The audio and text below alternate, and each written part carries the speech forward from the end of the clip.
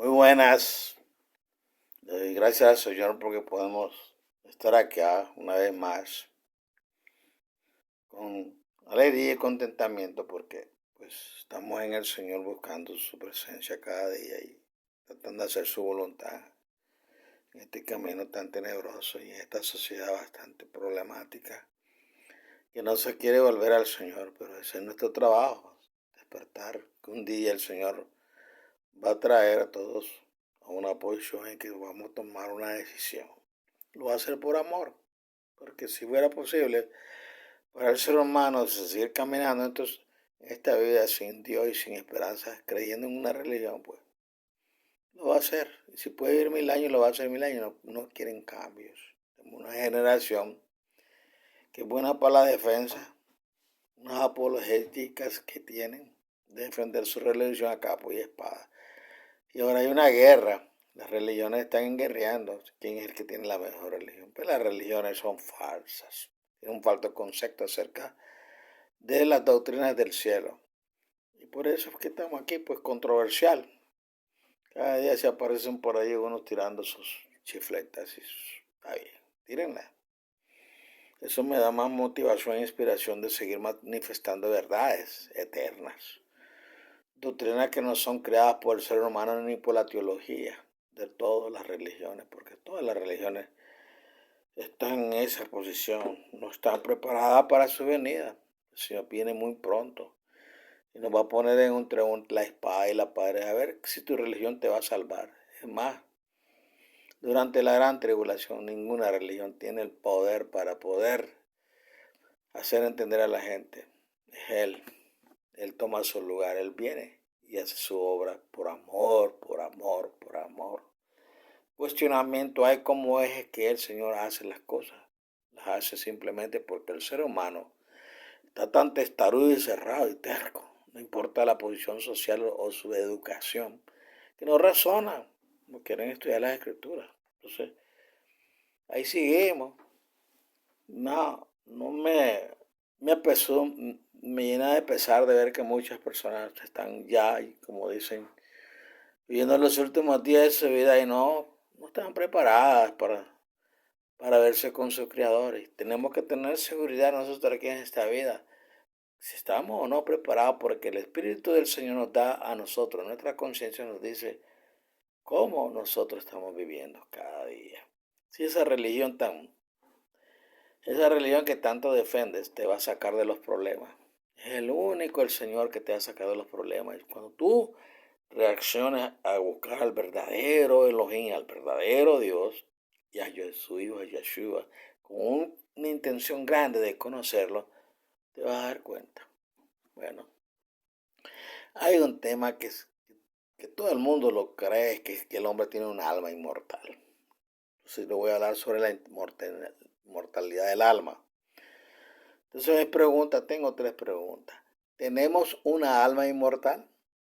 ¿Van nuestras almas al morir a un infierno ardiente o un paraíso celestial? Muchas creencias, muchas religiones están predicando eso a cada día y le han dado su falsa esperanza a la gente. ¿Tenemos o somos almas? Bueno, la mayoría de los cristianos creen que poseen un alma inmortal. A ellos les ha sido enseñado que los muertos van ya sea al cielo o al infierno. La mayoría de religiones, tanto católicos como protestantes, como musulmanes, como judíos, todas las religiones hablan libremente de cuando todos lleguemos al cielo. Ellos declaran que esta es una enseñanza bíblica, pero mi pregunta es, hay que razonar, ¿es cierto? Cada religión compuesta por líderes humanos tiene sus propias ideas, sus propios mandamientos, sus propias tradiciones y sus propias doctrinas. Si la Biblia es la palabra del Eterno, debemos examinar lo que ésta dice en realidad, no lo que las diferentes facciones o cultos religiosos compuestos por humanos imperfectos dicen que dice. Cada uno de nosotros debe estar dispuesto a dejar a un lado las tradiciones, que es duro e imposible, son paradigmas, más queridas para reemplazarlas por la verdad y enseñanza que nos transmiten las Escrituras. Luego, debemos de estar dispuestos a creer lo que dice Yahweh, nuestro Padre Celestial, y su Hijo Yeshua, y no a simples humanos con sus creencias y tradiciones que han confundido con sus controversias dogmáticas la humanidad para que solo se reflejen sus intereses eclesiásticos. Primer punto, el momento de la muerte. Antes de responder la pregunta, ¿hay vida después de la muerte? Examinemos qué sucede al precisamente la muerte. Job preguntó, ¿volverá a vivir? ¿Qué quiso decir él con volverá? Si los muertos están realmente vivos de manera permanente, ¿cómo pueden ellos volver a vivir? Job, capítulo 14, versículo 13 al 15. La paga del pecado. Si nosotros tenemos un empleo, recibimos pagos regulares. Estos representan el sueldo que se le paga por el trabajo hecho. ¿Qué acerca del Eterno? ¿Paga él salario alguna vez? Notemos Romanos 6:23 lo que dice. Porque la paga del pecado es muerte, mas la dádiva del Eterno es vida eterna en Cristo Jesús, Señor nuestro. Aquí la vida eterna es contrastada con la muerte, perecer. La paga del pecado es muerte, no vida. Veremos que este entendimiento no es compatible con la tortura eterna en el infierno, tormento eterno. No hay misterio acerca del significado de la paga que un empleador da a un empleado por su trabajo. ¿Por qué debería haber confusión respecto al significado de la paga que el Eterno da al pecador por sus obras? Él les paga a los malvados un cheque de muerte, no de vida en un lugar de tormento. La Escritura dice lo que dice y no lo que las religiones quieren que diga. Considere esto. Quizás el versículo más familiar y más frecuentemente citado de la Biblia no es comprendido por nadie. Juan 3:16 dice, porque tanto amó el poderoso al mundo que dio a su Hijo único, para que todo el que cree en Él no perezca, sino que tenga vida eterna. Esto está en una Biblia católica que se llama la Biblia de Jerusalén. Millones citen este versículo mientras ignoran uno de sus puntos clave. Vuelve a leerlo. Note que reproduce exactamente Romanos 6:23. Esta vez la vida eterna es contrastada con perecer, muerte. La palabra griega traducida con perezca es apoluni y significa destruir completamente, morir, perder, perecer. No hay duda de lo que estas palabras significan. Los artículos perecederos, tales como la fruta y los vegetales, son aquellos que se pudren hasta que son destruidos completamente o se pierden. Esto no es difícil de entender cuando estamos hablando acerca de otra cosa que no sean seres humanos. A aquellos quienes reciben salvación se les promete que no perecerán, sino tendrán vida eterna. Si el infierno es un lugar de tortura eterna, entonces las personas que ahí sufren tienen vida eterna. Use la lógica, razone. El versículo dice, no perezca y no sufra vida eterna en tormento. ¿Cómo se relacionan las palabras perecer con las enseñanzas populares acerca del infierno? Una pregunta. ¿Por qué inspiró el Eterno a usar estas palabras si esto no era lo que él realmente pretendía? ¿Tienen las personas almas inmortales? La idea de un infierno que siempre arde es inseparable de la idea de que todos los seres humanos tienen almas inmortales. ¿Esto es lo que el Eterno dice? La mayoría de las personas no entienden la relación entre los hombres físicos y las almas. A usted probablemente le fue enseñado en su religión que todos los seres humanos nacen con una alma inmortal. La creencia común es que tras la muerte, la alma de los pecadores que no se arrepintieron van al infierno para siempre. Pero si la paga del pecado es muerte, ¿cómo es que la Biblia también puede enseñar que las personas tienen un alma que es inmortal? Génesis 2:7 declara, formó pues Yahweh, el Todopoderoso, al hombre del polvo de la tierra y alentó en su nariz soplo de vida y fue, o vino a ser el hombre en alma viviente. Ver cualquier versión de la Biblia. Este versículo nos dice que los hombres tienen alma. Aquí dice son alma. Adán se convirtió en un alma. A él no le fue dado un alma. Entonces casi de inmediato Yahweh, el Todopoderoso, le advirtió y mandó Elohim al hombre diciendo, de todo árbol del huerto podrás comer, mas del árbol de la ciencia del bien y el mal no comerás, porque el día que de él comieres, ciertamente morirás. Versículo 16 y 17. La palabra hebrea aquí también significa destruir. Al ser colocados juntos, estos versículos expresan claramente que los hombres son almas y que las almas pueden morir. El profeta Ezequiel fue inspirado a escribir 2 veces, el alma que pecare, esa morirá. Capítulo 18 de Ezequiel, versículo 4 y versículo 20. La muerte es la ausencia de vida, es la interrupción, cesación de la vida. La muerte no es vida en otro lugar, no es dejar esta vida por otra vida en la siguiente vida. Además, considera Mateo 10:28, y no temáis a los que matan el cuerpo, mas el alma no puede matar, el derecho a la vida futura. Temed más bien aquí a aquel que lo hace, el Todopoderoso, que puede destruir el alma y el cuerpo en el infierno. La Biblia dice que las almas pueden ser destruidas. De acuerdo con este versículo, estas pueden ser destruidas tanto como pueden ser los cuerpos. Nadie duda que todos los cuerpos mueren eventualmente. Cuando lo hacen, eso también se descompone y son destruidos completamente debido al proceso natural de corrupción. El versículo presenta el hecho de que el Eterno hace la destrucción de las almas en el infierno. Los cuerpos pueden morir y ser destruidos de muchas maneras diferentes. Sin embargo, las almas son destruidas en el infierno por el Eterno.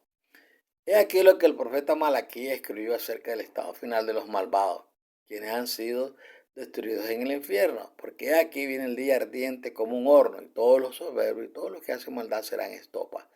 Aquel día que vendrá los abrazará, ha dicho el Eterno de los ejércitos, y no les dejará ni raíz ni rama. Mas a vosotros, los que teméis mi nombre, nacerá el sol de justicia, y en sus alas traerá salvación, y saldréis, y saltaréis como becerro de la manada.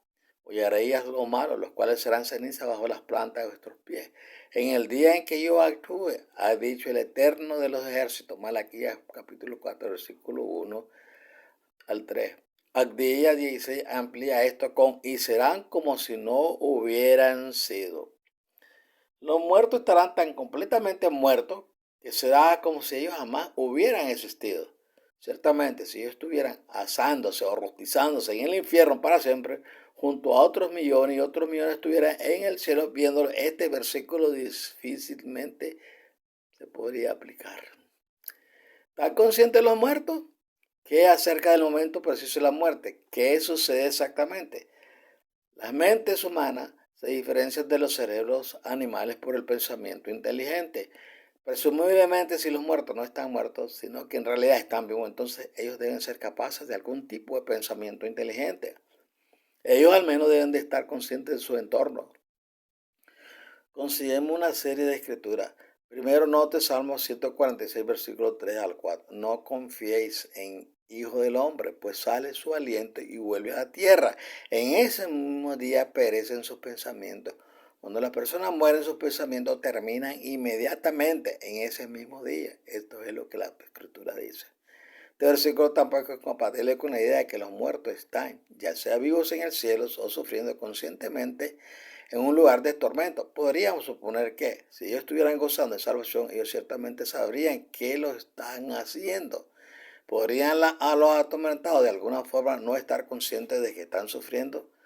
Pregúntese, ¿cuál sería el punto de su sufrimiento o de su gozo de salvación si ellos no pudieran saberlo? La muerte, en realidad vida, en el infierno tendría que ser como si ellos estuvieran en coma, completamente inconsciente de lo que sucede a su alrededor, mientras su sistema nervioso está sintiendo la agudísimamente dolorosa sensación de quemarse. ¿Cómo podría esto funcionar? Ay, muchachos, piensen en esas razones, hombre. No estén embotados en una falsa religión que les ha enseñado otras cosas que no son verdades. Y ustedes están teniendo falsas esperanzas. Use la siguiente analogía. Antes de que alguien sea sometido a una cirugía mayor, él es anestesiado, puesto inconsciente, a fin que no experimente dolor. Los médicos entienden esto. ¿Por qué no lo entienden los teólogos, los religiosos y los fanáticos? ¿Por qué niegan ellos las claras afirmaciones de la Escritura? Porque no quieren escudriñarlas. Tienen su religión, sus catecismos, sus dogmas, sus Biblias, y ahí se van. Y lo que le dice el pastor o lo que le dice el cura. Algunos ignoran voluntariamente el mensaje de la Escritura. Ellos alegan que solamente los pensamientos mortales perecen, en el sentido que los muertos dejan este plano terrenal y experimentan un misterioso, diferente y nuevo tipo de pensamiento. Por supuesto, esto es ridículo y la Biblia no lo dice, pero debemos al menos examinar la idea. Consideremos ahora un versículo aún más directo. Note Eclesiastés 9:5. Porque los que viven saben que han de morir, pero los muertos nada saben.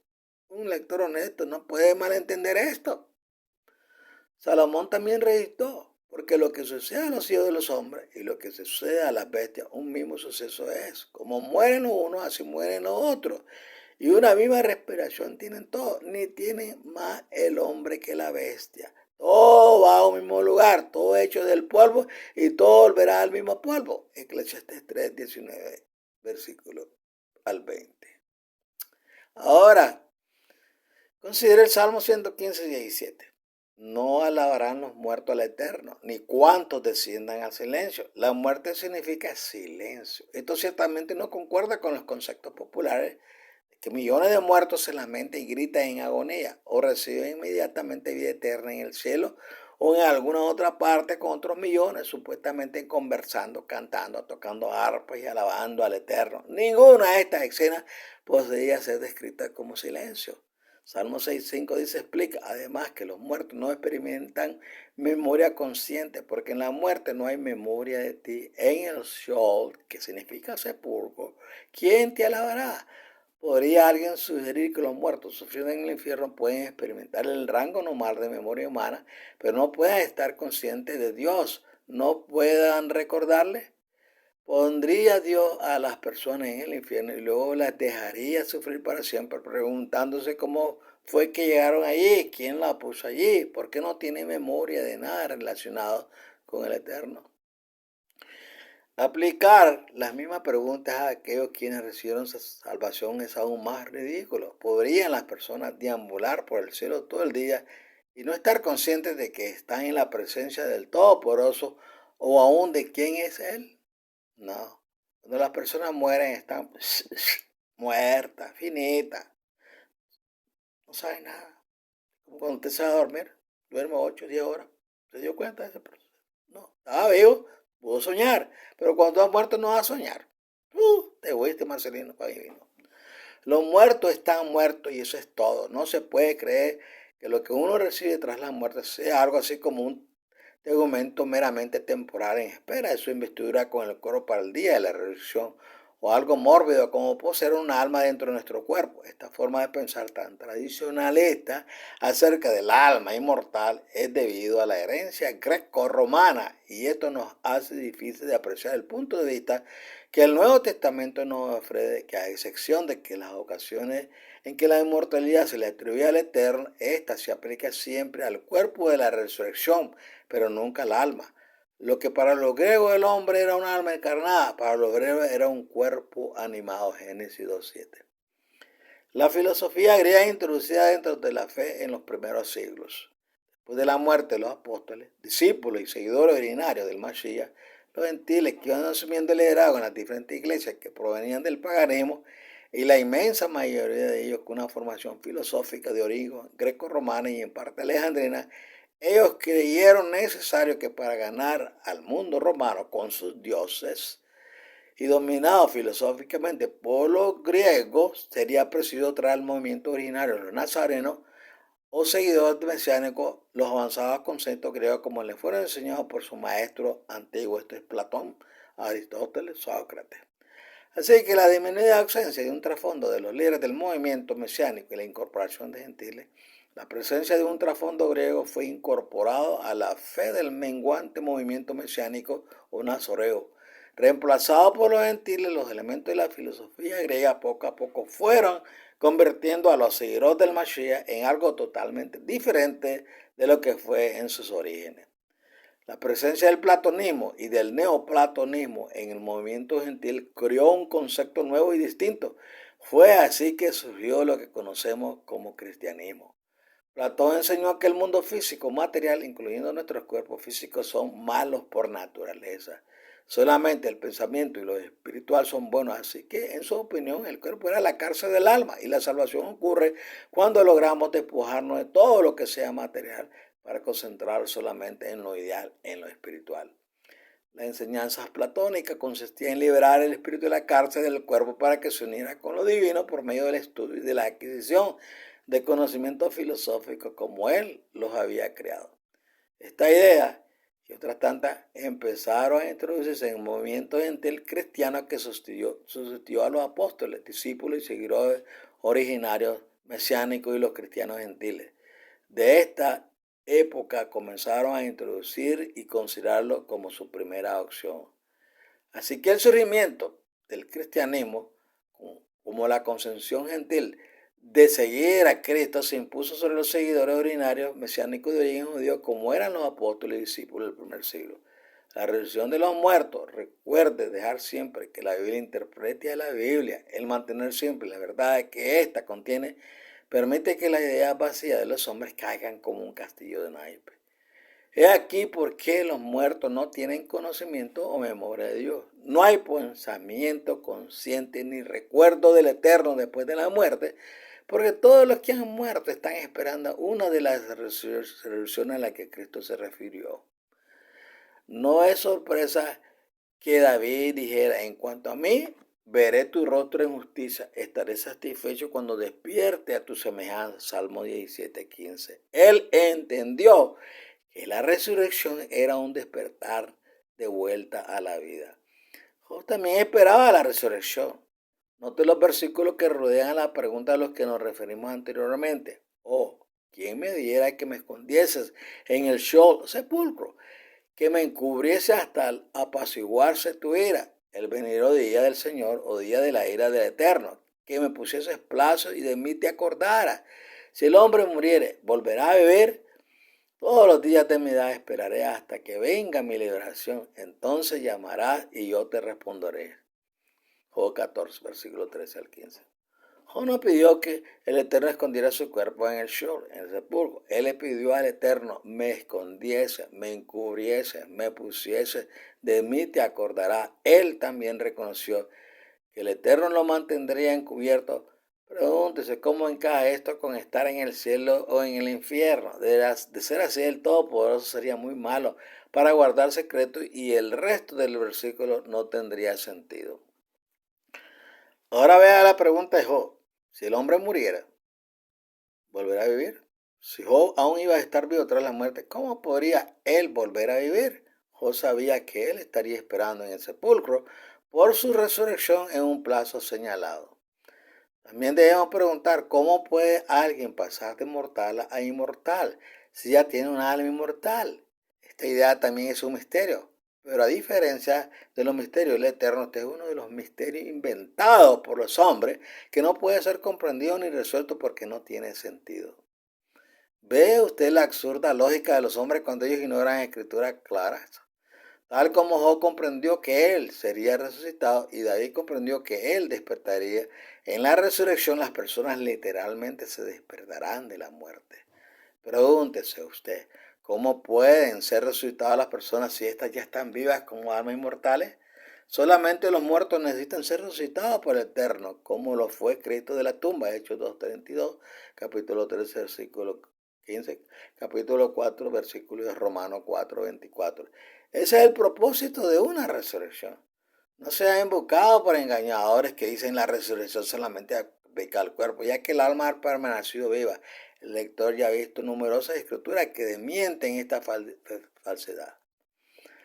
Tras el examen más básico, las ideas de hombres inteligentes son expuestas con frecuencia como completa tontería. Los hombres inventaron el concepto popular del infierno como un medio para amedrentar a las personas a fin de que siguieran las falsas religiones que ellos habían creado.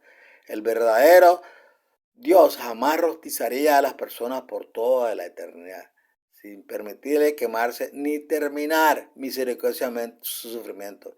Eso es lo que un monstruo haría. Primera de Juan 4:8 dice que Dios es amor. Pero entonces los dioses ficticios humanamente concebidos sí harán y enseñarán cualquier cosa que sus criadores hayan decidido por ellos. Miles de millones han vivido y muerto sin conocer la esperanza prometida por Jesucristo y sin haber tenido una oportunidad para la salvación. Si los que no son salvos van directamente al infierno tras la muerte, entonces más de la mitad de las personas que han vivido están aún allí. Puesto que ningún humano ha regresado alguna vez de los muertos para ofrecer un reporte de primera mano, debemos elegir ya sea creer la idea de los hombres o de las religiones o buscar en las escrituras para ver qué revela el Eterno acerca del tema. Lo que en esta concepción de la Escritura se han querido demostrar es la concepción que ellas tienen sobre el alma y no lo que las religiones tienen sobre el alma. Escudriñe la Escritura, hombre, no sea bobo, no siga siguiendo creyendo todas esas tonterías que le enseñan en esos lugares. Todas las religiones tienen un mal concepto, tienen un alma inmortal. No, hombre, el hombre es un ser. ¿Qué es la palabra alma? Vida. El hombre tiene vida cuando el Espíritu mora en él. Y el Espíritu divino, la chispa divina que el Señor le dio al ser humano cuando él nace. El grito del niño cuando él llora es que recibe aliento de vida, o sea, el ruab, el Espíritu de santidad, el poder del Señor. Él sopló, nada más. Entonces, por ahí, pues, espero que ustedes consideren este tema y lo estudien y ya comiencen a profundizarse en la Escritura, que es la verdad eterna. Es la verdad absoluta, proviene del pensamiento del Señor. Es palabra de Jehová, inspirada, motivada a los hombres de Dios. Bueno, sigamos en este curso, estudiando más la Escritura. Y así, pues, estaremos esperando su venida y creyendo en verdades eternas. Las religiones lo único que están haciendo, atrasando su venida, metiéndole poco mentiras y barbaridades al mundo entero. Entonces, estudie la palabra. Muchas personas de la Escritura, estúdiala. Usted que es intelectual y se la da de un gran teólogo, se la da de un gran cristiano, católico, apostólico, romano, protestante, musulmán, bueno, todos les doy un consejo, que estudien las Escrituras y estén basadas sus verdades en ellas. No lo que dice el famoso musulmán o los otros pastores o los otros teólogos, que ellos dicen que hay un alma inmortal. No, Señor. Que murió, está esperando resurrección. Y si usted está en Cristo, va a resucitar en la primera resurrección. Pero si a usted no le importa escudriñar la Escritura y solo estar nada más ahí creyendo bobería, va a resucitar en la segunda resurrección, esa instrucción, en el lago de fuego. Sus pecados lo van a llevar a la muerte. Bueno, que el Señor me lo guarde, me lo digo una vez más ahí, a su familia y a usted. Prosigue el blanco, que es importante. Entender las Escrituras y dejar que el Señor a través de su Espíritu las interprete en mi mente y mi corazón. Que el Señor lo guarde. Bye bye, hasta otra ocasión. ¿Sí? Dejamos en Cristo.